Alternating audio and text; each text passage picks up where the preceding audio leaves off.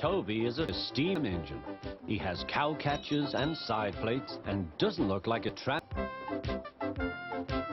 He has a coach called Henrietta, who has seen better days. Die!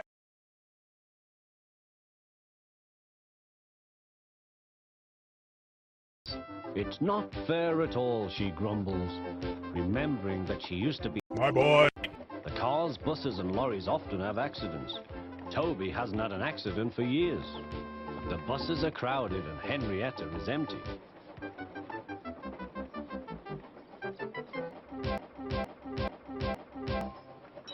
A lady and a stout gentleman stood on Toby's platform. He was, of course, the fat, but Toby didn't know this yet. "Come on, Grandfather," cried the children. "Do look at Grandfather." "That electric engine, Stephen," said the Fat Controller. "Is it a tram?" asked Bridget. "Whoosh!" hissed Toby. "Shh, shh, shh, shh," said her brother. "You've offended him." "But trams are electric, aren't they?" "They are mostly, but this is a steam tram." "May we go in it, Grandfather? Please?"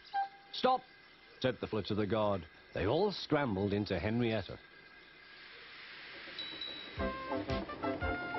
"Hip, hip, hooray!" chanted Henrietta.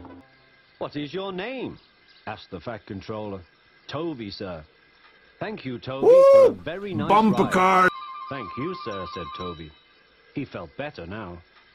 This gentleman, he thought, is who knows how to speak to engines.